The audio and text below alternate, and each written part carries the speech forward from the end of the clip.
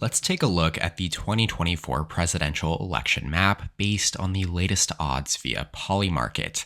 Now, Donald Trump is currently favored to win the presidency with 57% odds according to Polymarket, as Kamala Harris trails behind with a 40% chance of winning. You can think of these probabilities this way. According to traders on this market, if the 2024 election were held 100 times, Trump would win on 57 occasions, Kamala 40 times, and someone else 3 times. Now, of course, the presidency is not decided via the national popular vote, but rather via the Electoral College. And specifically, this 2024 race will come down to just a handful of competitive battleground states. Luckily for us, Polymarket also has individual markets with the latest odds for Harris and Trump in every single state. The first thing we'll do here is label all of the states in which Trump and Harris have a better than 90% chance of winning. The safe states for Kamala Harris and the Democratic Party include Washington, Oregon, California, and Hawaii. Colorado and Illinois are the non-coastal deep blue states. Then in the Northeast, New York, Maine's 1st Congressional District, Vermont, Massachusetts, Rhode Island, Connecticut, New Jersey, Delaware, Maryland, and D.C., Washington, D.C. Now, Harris is expected to win each of these states by very comfortable margins, just as Biden did in 2020. And with the exception of Colorado, which has only just recently shifted hard to the left, none of these states have backed a Republican presidential candidate since the 1980s. For Trump, on the other hand, his solid red states are Alaska, Utah, Idaho, Wyoming, Montana, North and South Dakota, Nebraska statewide, as well as the 1st and 3rd congressional districts here, Kansas, Oklahoma, and Texas. Yes, Texas. More on that in a second. Iowa, Missouri, Arkansas, Louisiana, Mississippi, Alabama, Tennessee, South Carolina, and Florida. Yes, Florida. Again, more on that in a second as well. Kentucky, Indiana, Ohio, and West Virginia. Now, here with the exceptions of Ohio, Iowa, Texas, and Florida, the rest of these safe red states have not backed a Democrat since the start of the 21st century, and Trump carried them all by at least 10 points in 2020. Ohio is only R+8, Iowa also R+8, Texas R+6, and Florida R+3. Now, pretty widely considered the most essential battleground on the map, as recently as 2016, Florida is now a strongly Republican-leaning state, after Trump carried it by an even larger margin in 2020 than in 2016, despite the nation shifting to the left. And more recently, in the 2022 midterms, Republicans, Governor Ron DeSantis and Senator Marco Rubio, were both re-elected by more than 15 points each. Now, back on the map, Ohio and Iowa were also key battlegrounds as recently as 2016, but they have now voted for Trump by more than 8 points in both 2016 and 2020, thanks in large part to his growing appeal to non-college white voters in this region. Finally, Texas is an emerging battleground with 40 electoral votes, the second most of any state. It's one that Democrats have understandably been pouring a lot of resources into over the last couple decades, as a blue Texas would completely shift the electoral college balance in their favor. Biden won 46.5% of the vote in Texas in 2020, the most for a Democrat since 1976, but even as urban areas like Dallas and San Antonio have trended to the left, growing GOP support among Hispanics in South Texas has dampened Democratic hopes of flipping it blue anytime soon, and Trump had led President Biden in the polls by a comfortable margin all cycle long. So that brings us down to just 12 states remaining that combine for 129 electoral votes. Donald Trump holds an advantage among the safe states with 218 to Kamala Harris's 191. The remaining gray states are all considered more competitive and could possibly be in play for either candidate should they win in a landslide. Now, one way to look at these markets and why they are often so much more accurate than the polls is that the people spending their own money to bet on these election outcomes are those paying very close attention to all of the different factors and data points that might influence the outcome on election night. They literally have money on the line, whereas polls simply capture public opinion at a very specific moment in time. And just to explain these odds a little further, they are a translation of the latest price at which the candidate's shares are trading. So for example, if I think that Harris's odds are too high, then I might either bet no on her or bet yes on Trump. And if more people are doing that than betting yes on Harris, then her odds would start to lower as a reflection that the public believes she is being overestimated.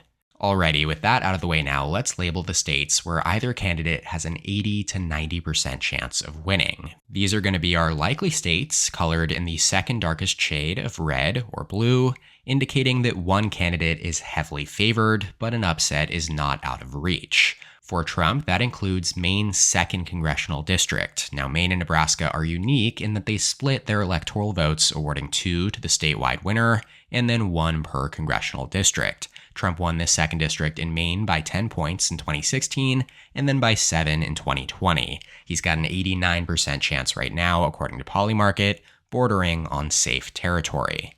As for the Democrats, the likely blue states for Kamala Harris are New Mexico, a Biden plus 11 state in 2020. It has not voted for a Republican since 2004. Yet with that said, out of all of the states that he carried in that election, New Mexico is actually the 3rd most rural and ranks 2nd lowest in the proportion of residents with a college degree, behind only swing state Nevada. Those demographic factors do suggest there may be room for Republicans to become more competitive over the years to come. Nevertheless, betting markets still give Harris an 85% chance of holding it in the Democratic corner this November, as early polls did show Biden ahead of Trump with a comfortable advantage, and a swing of more than 11 points in favor of Trump over just 4 years would be almost unheard of. Harris's next likely state is Minnesota, as according to Polymarket, Democrats have an 82% chance of winning. Biden carried Minnesota by 7 points in 2020, after Trump came within 1.5 points of Hillary Clinton in 2016. Now, it notably does hold the longest active blue streak in the country, as Minnesota has not voted Republican since 1972, though more often than not, it has been relatively competitive since then. The polls here in 2024 had Biden up just 1.5 points based on 14 polls, with 47.5% to 46%. We have yet to see a Harris versus Trump poll since the dropout, but it does seem that bettors are confident that Democrats will hold it in their column come November. The final likely state for Harris is Virginia, Biden plus 10 in 2020. He did become the first Democrat since 1944 to carry the Commonwealth by a double-digit margin. Ultimately, the growth and diversification of Northern Virginia, including the D.C. suburbs, combined with sliding suburban support for Trump across the rest of the state, enabled Biden's victory in 2020 without his campaign even spending all that much time here.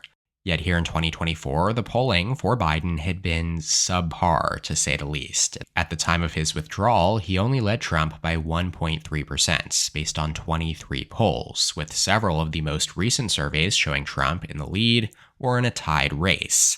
Now, the Harris versus Trump average is slightly more favorable to her, as she does lead by 2.6% based on 5 polls. There is good reason to think that Virginia is the kind of state, demographically speaking, where Harris should probably outperform Biden, and the latest Polymarket odds do give her an 80% chance of winning, so right on the edge between likely and lean here. Alrighty, just 9 states to go now, plus the 2nd congressional district in Nebraska, worth exactly 100 combined electoral votes. Harris and Trump are perfectly tied in the race to 270, with 219 each. Now, before I get to the lean states, please take a second to consider subscribing to my channel below. It's completely free and it does help me out tremendously. According to my channel analytics page, nearly 90% of my viewers are not subscribed, so let's try and get that down to 50-50 by election day. Now let's name the lean states, where the odds of victory are between 70 to 80%. For Trump, that includes North Carolina, 16 electoral votes.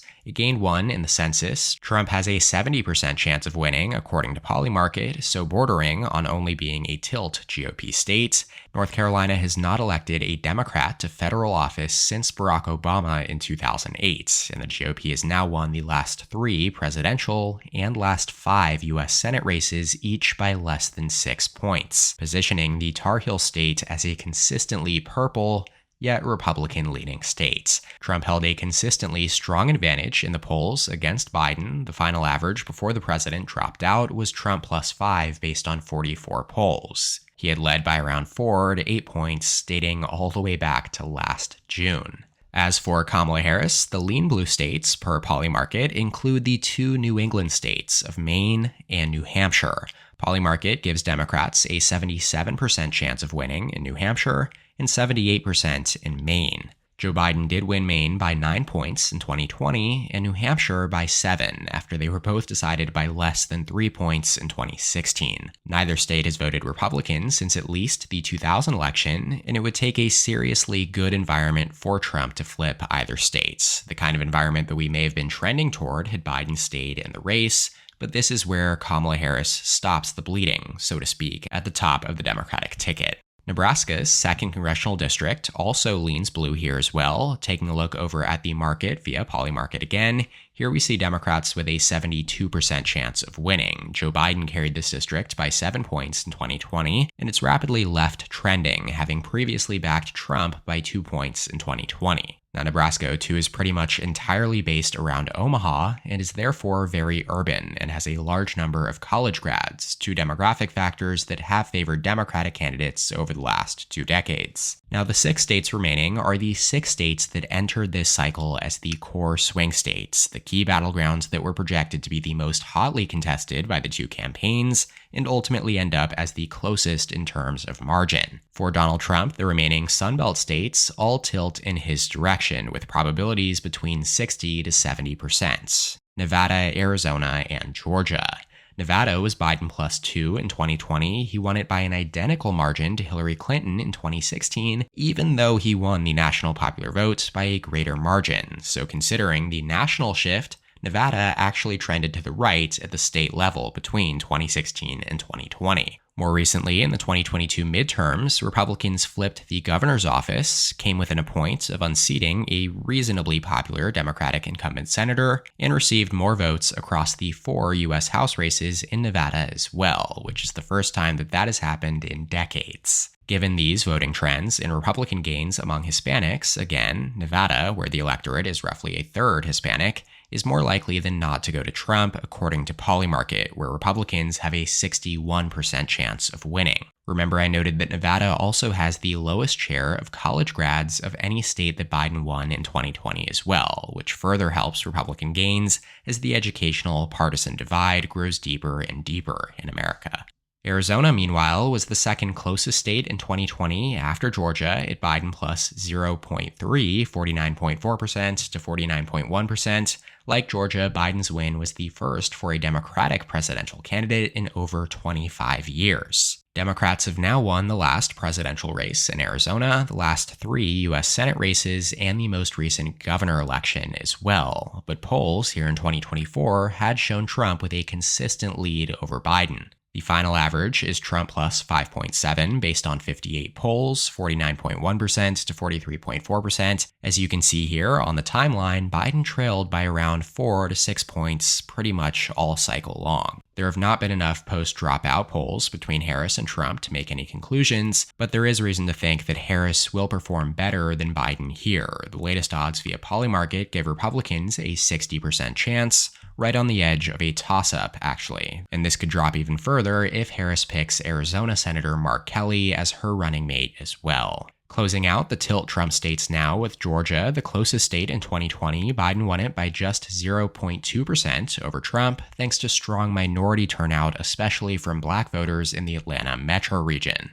Now here in 2024, early polls were showing Trump making historic gains among black voters. Again, this is something that I do expect Harris to stop the bleeding of here, but we also know that Georgia has a more religious population than any of the other 6 key battlegrounds, and is therefore generally more socially conservative, meaning the issue of abortion is not expected to rally Democrats quite as much as we have seen it do in the upper Rust Belt core trio of Wisconsin, Michigan, and Pennsylvania. Abortion is one of few winning issues for Democrats in the polls, which, by the way, had Trump leading Biden by almost 4 points based on 47 polls leading up to the president's withdrawal. Polymarket gives Republicans a 61% chance of winning in Georgia, so all 3 Sunbelt states are bunched pretty evenly together here, right around 60% for Trump. Now, with a sweep here across the Sun Belt region, former President Trump is right on the verge of 270 electoral votes with 268. That said, one of the key storylines here in 2024 within the context of electoral college math is that even if Trump does sweep these Sunbelt states, all Democrats have to do is retain the core Rust Belt trio of Wisconsin, Michigan, and Pennsylvania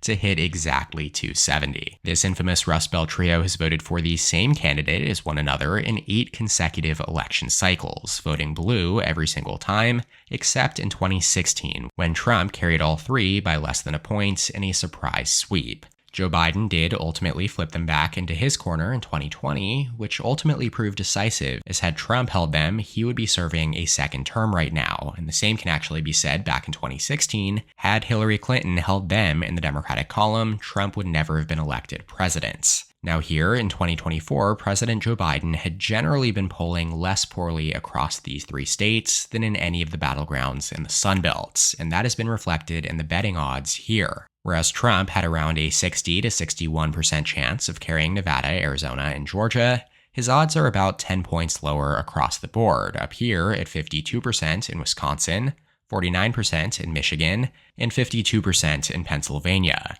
That means that they will all go down as toss-ups here on our electoral map, as the chances of winning are around 50-50 and effectively a coin flip. Joe Biden was generally considered to be a stronger candidate electorally in this region of the country, as his calling card as a quote-unquote electable candidate in 2020 was that he could appeal to white working-class suburban voters who had delivered Trump's victory 4 years prior. With that said, Kamala is generally expected to perform weaker than Biden in these states, while overperforming him across the Sun Belt. As I've touched on earlier, I do expect Harris to consolidate some of that minority support that Biden had lost, especially among voters who view both Trump and Biden unfavorably, though she will probably struggle to match Biden's unusually strong backing from older white voters, which is key here in the Rust Belt states. That doesn't necessarily bode well for Democrats. In fact, it most likely makes the path to 270 even more difficult for the party, as Harris will likely need to rely on a more substantial improvement in the national popular vote than Biden would have. But ultimately, that's a bet the Democrats are far more than willing to take, as Biden was tanking and there was really no reason to think that he would bounce back, whereas Harris has at least injected some energy into the Democratic base and comes with a higher ceiling. As per the latest polling averages via Decision Desk HQ, Trump leads Harris by just about half a point in Wisconsin based on 7 polls, 49.1% to 48.5%. Meanwhile, in Michigan, Trump leads Harris by 2 points based on 6 polls, also within the margin of error. Michigan is generally considered the bluest state of the 3, fundamentally speaking, as it does consistently vote to the left of Wisconsin and Pennsylvania, both at the presidential level and down ballot. Donald Trump's best state right now among the 3 is Pennsylvania, where he does lead Harris by 2.6% based on 11 polls. And this mirrors the Biden versus Trump averages, as Trump had consistently performed the best in Pennsylvania out of the 3 as well, second best in Michigan, and the worst in Wisconsin. So that pretty much does it though for today's video, where I filled out a 2024 electoral college map based on the latest betting odds on Polymarket. Trump is clearly favored in the electoral college race with 268 electoral college votes over Harris's 226. Although neither candidate hits the magic number 270 needed to win the presidency, as the critical Rust Belt trio of Wisconsin, Michigan, and Pennsylvania are toss-ups at this moment in time. Let me know in the comments what you think of this map, as well as any other videos you would like to see in the future. Shout out to my channel members on screen here. Thank you so much for your support. If you would like to become a member, go ahead and click the join button below this video to receive exclusive perks. Make sure to subscribe to my channel down below as well, and please leave a like on the video if you enjoyed it. You can check out more content from my channel here, and as always, thank you so much for watching. I'll see you next time. EP out.